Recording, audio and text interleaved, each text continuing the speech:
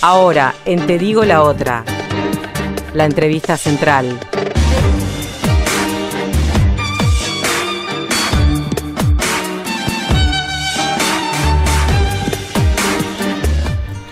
Y como adelantábamos, ya recibimos en el estudio de la Uniradio a Óscar Andrade, secretario general del Sindicato Único de la Construcción y Anexos del ZUNCA, PIT-CNT. Muy buenas noches, Óscar, es un gusto para nosotros que nos visites. Te digo la otra. Gusto mío estar por acá. Y tenemos muchos temas de los cuales conversar y capaz para ir abriendo la cancha, arrancar por lo más reciente, ¿no? Este episodio que fue muy impactante para todos, ¿no? La semana pasada, este episodio de violencia contra el peón rural en Salto. Más allá de que el caso concreto está en la justicia, ¿no? ¿Qué reflexiones haces vos como sindicalista, como también habiendo sido diputado, formando parte del gobierno del Frente Amplio en la última década, sobre la protección con la que cuentan actualmente los trabajadores del sector rural? ¿Es suficiente? ¿Cómo estamos en ese plano? Lo primero que es una señal dentro de la tragedia que hay que marcar que impactó, ¿no? O sea, por un ejemplo, hace poco tiempo, este año, se prendió fuego un campamento sindical del arroz, ¿no? Una actitud muy dura, además, porque en definitiva después la investigación quedó en la nada y hubo denuncia de connivencia entre el dueño del arrozal y la jefatura del departamento y se perdió la noticia, o no tuvo el impacto que tuvo esta, que las imágenes de la espalda del trabajador un poco nos lastimaron a todos. Pero hay denuncias de este tipo, de situaciones duras en el trabajo en general y en el medio rural en particular, más duras, de trabajadores que lo fumigan, de trabajadores que están expuestos a tóxicos sin protección y se les pudren los pulmones, de compañeras que sufren acoso. En el caso de la recolección del citrus es frecuente que la denuncia que hacen las trabajadoras es estar sometidas a circunstancias de acoso en el norte del país, donde tenés pocas posibilidades de salida laboral que no sea esa y mucha dificultad en la organización sindical. Nosotros ahí somos de la idea de que en realidad lo que falta es sindicato, porque a veces se coloca con mucha comodidad, sí, bueno, pero si redoblás las inspecciones, y lo más probable es que al trabajador que le consulten, por más que trabaje 16 horas, va a decir trabajé 6, o trabajé las que la empresa dice, o se esconde en el galpón en el momento de la inspección. Lo paradójico es que esto fue unos días después de un anuncio de Servino en el cierre de la actividad de asociación rural, colocado en términos del gran problema del peso salarial y de la rigidez de las relaciones laborales en el campo. Claro. Y es donde tenemos más retraso en los tres niveles. Dificultades en la negociación colectiva porque tenemos un sujeto sindical muy débil, dificultades en la salud laboral por lo mismo, y dificultades en la limitación horaria. Son tres problemas que no hemos logrado resolver. ¿Qué estamos haciendo? Intentando organizar eso, con mucha dificultad. La semana pasada echaron al presidente Guarino, uno de las organizaciones del Citrus que veníamos levantando. Hoy teníamos ministerio mañana y ahora se pasó para la semana próxima porque la empresa decidió no presentarse, que es lo que en general hace, para desgastar el tema de los pasajes. Vos decís, traer 5 o 6 compañeros de Salto es un costo que en general los sindicatos rurales no están en condiciones de absorber, se tienen que absorber centralmente. Son trabajos en general el citrus, la forestación, de safralidad, entonces son trabajadores que trabajan 8 o 10 meses al año. Para recontratarlos tienen que pasar por una prueba donde entre las cosas que se evalúan es si fuiste muy rebeldote a la hora de reclamar el pago en salario, las cuestiones de seguridad, agua potable para colocar pisos mínimos o no. Entonces son lugares mucho más complejos para organizar que la clásica, pero donde tenemos que concentrar mucho esfuerzo. Nosotros estamos haciendo hace un tiempo largo un esfuerzo de que los gremios más importantes tenemos que dedicar una parte importante del tiempo ahí. Con cosas, a ver, este año hicimos una asamblea en Urufor, en Rivera, en un aserradero de los dos grandes que hay en Uruguay junto con Weyerhaeuser. Y fue un escándalo que hayamos entrado a hacer una asamblea adentro. Fue un escándalo tipo que hubiéramos hecho un copamiento terrorista. En realidad lo hicimos adentro porque estaba lloviendo a cántaro y era imposible hacer en otro lugar que adentro. Pero esas cosas básicas que en cualquier otra... Una obra de construcción es lo más elemental del mundo. En el norte del país y en los sectores vinculados a lo rural son vistas como una tragedia, ¿no? Yo creo que ahí tenemos un problema de comprensión del movimiento sindical de concentrar ahí el esfuerzo, y ni hablar de los partidos de izquierda donde tenemos un divorcio. O sea, la izquierda de Rivera no se plantea que su problema tiene que ser organizar los cerca de 1000 trabajadores que hay en Tranquera laburando en la forestación como su problema, como su preocupación. Y eso que antes era casi que lo elemental, ahora cuesta más, es parte del debate de ideas de este tiempo, ¿no? Porque esa fuerza social es necesario para un programa que transforme más allá, y es claro que vas a un lugar muy hostil para organizar, ¿no? Ejemplo, el año pasado organizamos el sector del citrus para poder establecer el seguro de paro especial en medio de que el recambio varietal de la cosecha del citrus no afectara a los trabajadores, y el reclamo de la cosecha del pago de fin de zafra en fecha, y a los trabajadores de Belén que encabezaron este reclamo, esta zafra no trabajó ninguno, ¿no? Y tuvimos que armar escándalo para que pudieran trabajar algunos y para que las cuadrillas fueran contratadas, con un árbol de tercerizaciones muy duro, muy hostil, y con la prédica el otro día de reclamaste cobrar en fecha en noviembre y no en febrero o en cuotas, ahora no tenés más trabajo. O sea, después con ese escarmiento, digámosle. Eso sigue pasando con mucha impunidad. Claro, lo que pasó fue un delito criminal, ¿no? Que azotar a un trabajador fue pero en realidad todo lo otro nos tendría que impactar igual. Que no tenían baño, que no tenían lugar donde dormir, que no le pagaban las horas, que tendría que escandalizarnos esa situación más. Y yo creo que ahí también hay que generar. Yo pongo un ejemplo. Nosotros cuando estuvimos en el Parlamento salimos a recorrer las avícolas.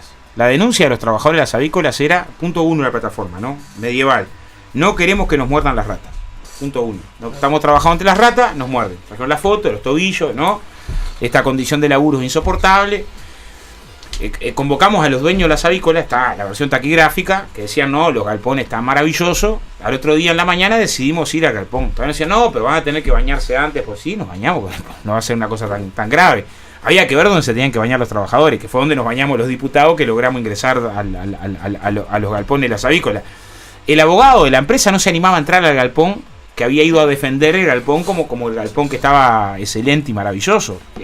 Yo un día, tapa atrás las versiones taquigráficas, te impactaba entrar, o sea, la circunstancia, algunos medios en riesgo de derrumbe, o sea, tenés, y no estamos hablando del norte del país, estamos hablando de Canelones. No, y hay videos incluso donde se ven las ratas. Yo colgué algunas fotos que después se enojaron por la foto, pero lo que digo es, tenés todavía circunstancias que son muy duras, sobre todo donde tenés debilidad sindical, la transformación radical de leyes laborales que existió en el país sin duda no ha llegado, porque en realidad las leyes se construyen, es lo mismo, una ley contra el racismo puede estar maravillosa, pero la lucha contra el racismo es mucho más que una norma. Una ley contra la violencia de género, podés tener la mejor norma del mundo, no alcanza con la ley.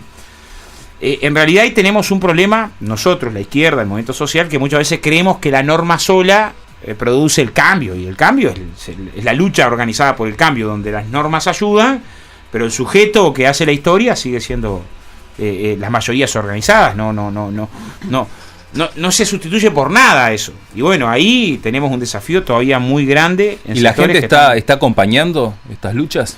A ver, la sociedad, ¿cómo se para frente a esto? A ver, nosotros menos de lo que necesitamos. Claramente menos de lo que necesitamos. O sea, para ponerte un ejemplo, cada vez que tocas un lugar de esto, este año le llegamos a San José. Habíamos logrado organizar el norte del Citrus y le llegamos a San José. Claro, apenas tocas ahí, las primeras cuadrillas que son cortadas rápidamente son las cuadrillas que intentaron promover la organización. Tenés sectores sin una fuerte tradición sindical donde en general tenés esa dificultad que es agregada, ¿no? O sea, chocás con una realidad que es mucho más compleja. Yo voy a poner otro ejemplo. Este año tuvimos una situación, yo después la trataba de promocionar para Rosa, una trabajadora también rural de Yum, ¿no? 7 años de trabajo, 2 sanciones. La primera sanción, el día que decide acompañar a su hija a hacerse un legrado. Decide acompañar, se estaba para morir la hija, o sea, estaba con riesgo. La suspenden, y la segunda fue porque faltó el 1 de mayo este año. Decidió no trabajar el 1 de mayo y la suspendieron el doble de día. Esta segunda se levantó la sanción, ¿no? Pero estamos hablando de eso, de cosas que vos decís, pero ¿qué me está? Claro, son muy excepcionales donde hay sindicato no pasa, pero donde tenés sindicato muy débil o casi inexistencia de sindicato, chocás todavía con ese tipo de realidades que son más complicadas y que un movimiento social de clase tiene que colocarlas en primer orden. Acá seguramente no vas a disputar mucho poder en términos de cantidad de delegados a un congreso del PCNT, porque son gremios muy débiles económicamente, casi ninguno cotiza a la central porque si cobran 30, 40 pesos acá a trabajar afiliado apenas les da para pagarse un boleto. Entonces no vas a disputar el poder de la interna sindical ahí. Pero desde el punto de vista de clase, tenés que concentrar obligado. Implica un gasto, ¿sabés qué? No van a tener para los volantes, no van a tener para la pintura, no van a tener asesoramiento jurídico, no van a tener para los pasajes, no van a tener para... Y tenés que destinar una parte de los recursos de tu organización para eso, pero vale mucho la pena, ¿no? En algunos lados hemos logrado avanzar. El Citrus es uno, con todas las complejidades que tiene. En la forestación estamos tirando piola, en los aserraderos logramos afirmar una base importante, en el interior que estaba muy complicada, pero falta camiones, ¿no? ¿Y esa lucha de las bases no la debería hacer también el Frente Amplio? Clarísimo. Pero obviamente a los sindicatos le corresponde su razón de ser y es una lucha de toda la vida. Pero la izquierda nunca estuvo divorciada. O sea, a ver, yo ponía un ejemplo, la otra vez una charla, no sé cuál era, pero yo me acuerdo de Juan Carlos Peña cuando el Comité del Frente Amplio de Progreso, cuando empezamos a militar ahí, hubo un conflicto de COPSA. Nosotros, las 10 días que duró la carpa ese año 87, teníamos 13, 14 años, no había quien nos sacara de la carpa, ¿no? Era natural. Y era natural la preocupación de, tiene que haber gremio estudiantil, tenemos que preparar el 1 de mayo, donde hay una circunstancia de que tenés debilidad, tratar de organizarlo. O sea, la relación de la construcción del sujeto social organizado era nuestra seña de identidad.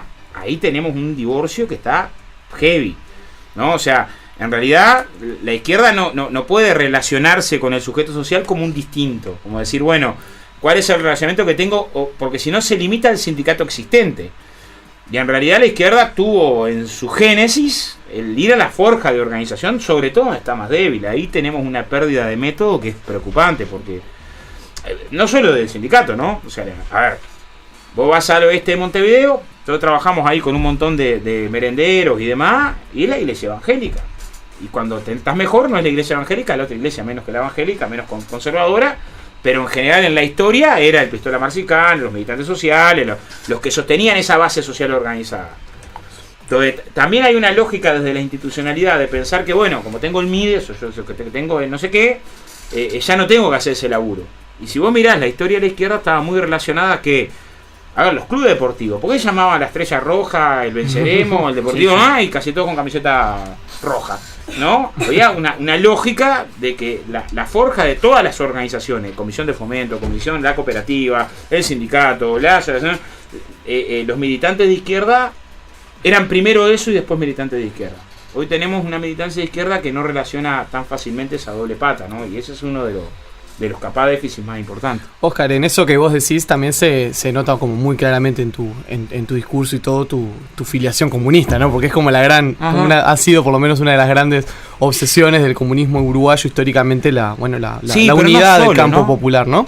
Forjar abajo era nuestro, pero no solo, encontrabas que el grueso de los militantes en algo estaba. En algo estaba, ¿no? O sea, iba al comité y estaba en la asociación cultural, en la murga, en algo más estaba parte de. Y hoy tenés una lógica donde encontrás un montón de compañeros que les cuesta cuál es tu incidencia real en un lado afuera de acá que venimos a discutir. Se olvidó a Gramsci, por ejemplo. Sí, claro. En realidad yo creo que también es un fenómeno de que se castigó mucho la idea de que esa labor social organizada fuera útil, ¿no?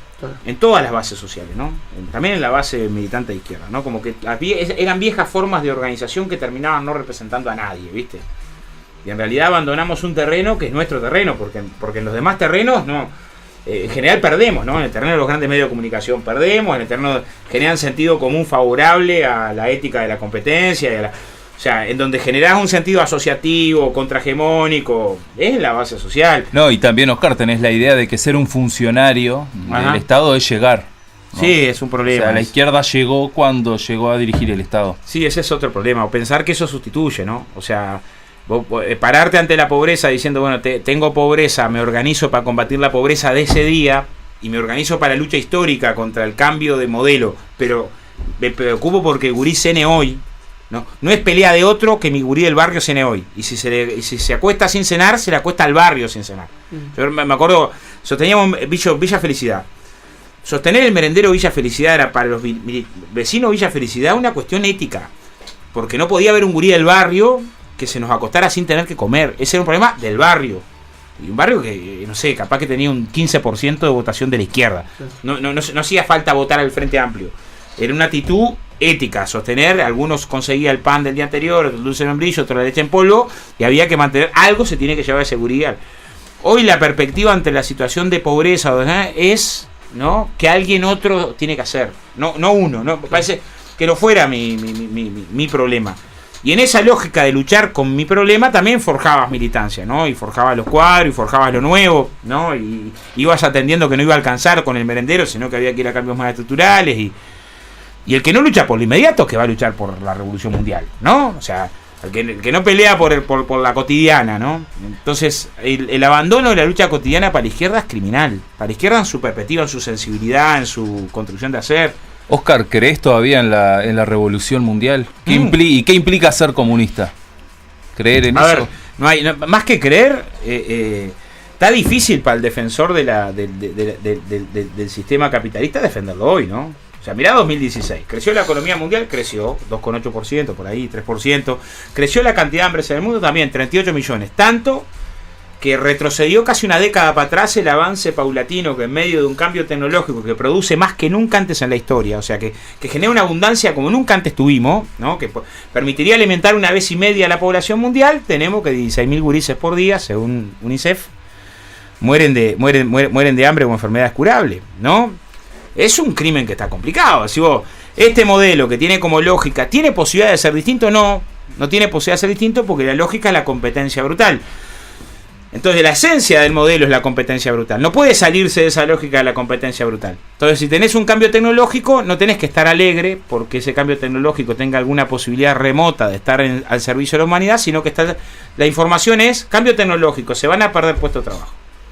Entonces van a quedar menos lugares. Y tu cabeza tiene que estar pensando en luchar por quedar con alguno de los lugares. No en pensar que el cambio tecnológico... En el Centro de Derecho decía, bueno, a ver, creemos 3.500 millones de puestos de trabajo. Trabajemos 4 horas. Y ahí ya creamos de golpe 3.500 millones de puestos de trabajo. No nos alcanza la población mundial para el tanto trabajo que creamos con una sola medida global, ¿no? En términos de que lo vamos a distribuir el trabajo entre todos. ¿Qué criminalidad distribuir el trabajo entre todos? ¿Qué criminalidad pensar en una forma sustentable que no genere el colapso ecológico que genera el capitalismo? No tiene escape el capitalismo distinta que esta. Entonces, pensar en un proceso que emancipe, que coloque a la humanidad en el centro y que trabaje en una perspectiva de derechos humanos y no de competencia a la identidad social, es una cuestión de humanidad. Para mí, la perspectiva del comunismo es esa. Ahora, claro, te debe cargar la mochila de que tuviste la implosión de lo que se presentó como experiencia alternativa. Y sí, la tuviste. ¿Y? ¿No? Ya está. Parte de la historia es que hay un camino por el que no podés recorrer. Ahora, ese camino por el que no podés recorrer implica que tenés que perder la perspectiva de que hay que combatir la lógica de la competencia, de que tenés los medicamentos y son para las corporaciones, de que tenés la... Bueno... No, y aparte cuando en una lógica donde los muertos que se le achacan al comunismo, no es la misma lógica para achacarle muertos al capitalismo, sí, ¿no? Porque hay dos libros que son de referencia, que la historia negra del comunismo y la historia del capitalismo, que se escribieron uno en referencia al otro. Ahora, se habla muy poco de los muertos todos los días del capitalismo. Pero a lo que voy es, ¿no? En realidad, lo que vos defendés es que haya menos democracia. No. Lo que vos defendés como modelo es que tengas necesariamente una lógica de un esquema de partido único. No. Lo que vos defendés como modelo es que es el realismo socialista para Sartre. No, pero no defendés la barbaridad de que 8 personas tengan la misma riqueza de que 3.600 millones en el planeta, o que vayas a un engendro desde el punto de vista conceptual que es... Hay un trabajo que hace una organización dedicada a los temas de la minería en Estados Unidos, que está muy bueno porque coloca un bebito, dice, este bebito acá es un bebito que nació en Estados Unidos. Entonces este bebito va a consumir a lo largo de su promedio de vida norteamericano, 78, 79 años, lo que se consume en promedio en Estados Unidos. Entonces va a consumir en Estados Unidos 20 millones de barriles de petróleo, que son 160 litros cada uno, 10 litros de gas, va a consumir 270.000 litros de petróleo. Va a consumir en hierro 7.000 kilos de hierro. Va a consumir en fósforo tanto. Va a consumir en tanto. Eso es lo que se consume en promedio. ¿Qué pasaría en el mundo si los 7.000 millones de seres humanos consumieran lo mismo que consume este bebito promedio norteamericano? Y tenés un colapso planetario. O sea, parte del problema que tenemos es que se nos impone un modelo que es inviable para los 7.000 millones, más inviable para los 9.000 millones que vamos a ver dentro de unos años. Entonces, tenés la lógica de frustrarte ante si no llegás a ese estándar que te va a hacer feliz, no si el otro es feliz, sino si yo tengo más que el otro. Y ese debate es un debate salvaje en nuestras cabezas, ¿no? Por lo tanto, si yo pierdo esa carrera, o sea, la culpa es mía además. Si yo quedo sin trabajo, la culpa es mi culpa de que yo quede sin trabajo y me deprimo, no lucho, no tengo rebeldía. O sea, hay un debate del terreno de las ideas que está bueno dar, porque en definitiva marca la cancha del tipo de sociedad que querés construir. Está claro que estamos muy lejos, ¿no? O sea, en general seguís teniendo más felicidad por lo personal que por construcciones colectivas. Oscar, ¿en qué momento se jodió esa experiencia alternativa? ¿O nació ya mal?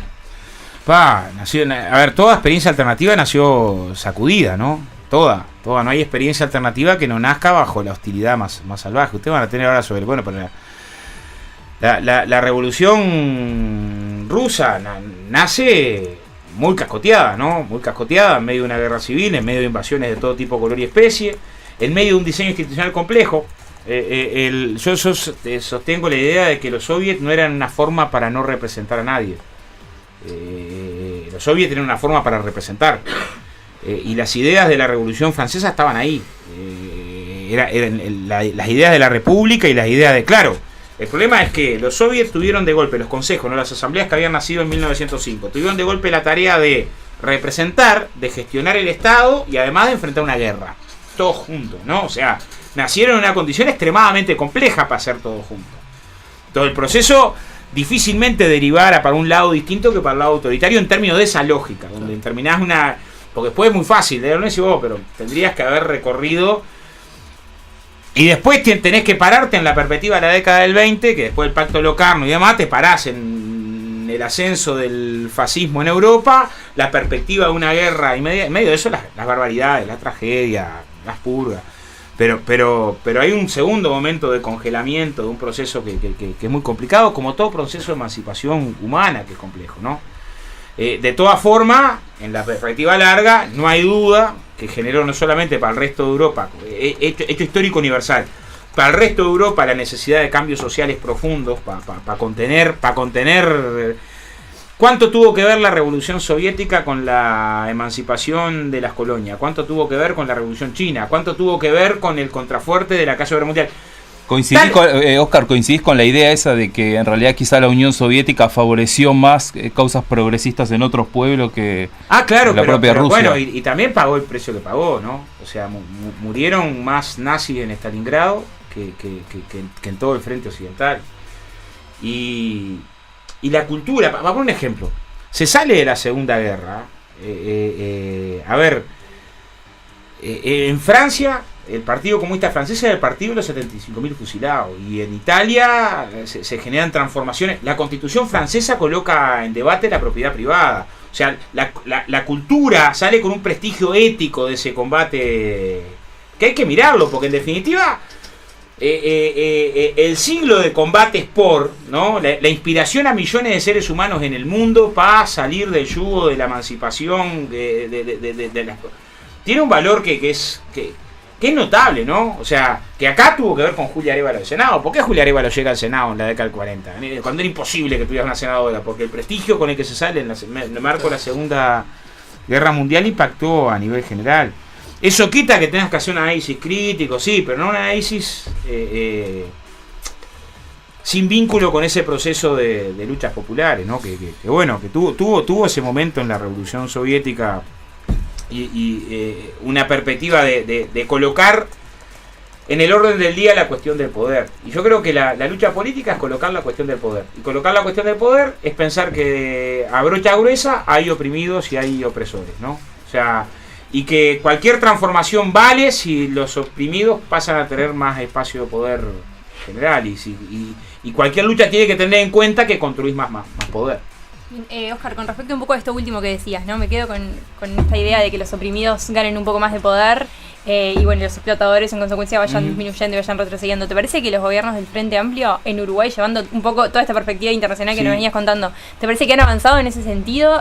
Principalmente en qué materias y bueno, cuáles son los debes. Bueno, a ver, yo estoy convencido que estos 12 años, hacer un poco de historia contrafactual, estos 12 años de transformaciones en Uruguay, de que se hubiera dado esta misma circunstancia regional de posibilidad de crecimiento del producto por aumento del precio de los commodities, con un elenco de gobierno neoliberal, no hubiera dado como resultado ni la tensión que existe hoy en políticas sociales, ni la tensión que existe hoy en presupuesto educativo, ni la tensión, sobre todo, creo que fue el factor más avanzado del Frente Amplio de transformación en las relaciones laborales, de que cuadriplicó la cantidad de trabajadores organizados y demás. O sea, no hay duda, ¿no?, que con todas las contradicciones, bronca, que podés chapar de retrasos de una experiencia como la del Frente, que tiene un montón de límites, en lo general es cierto, lo que a algunos les espanta. Hoy escuchaba a Alfie de mañana en El Espectador diciendo que el gran problema del Uruguay no son las leyes de las inversiones, sino son los sindicatos. Y como tienen sindicatos que tienen poder, en general eso es lo que complica, porque a veces piden cosas que molestan. Te digo la otra, la política dicha desde otro lugar.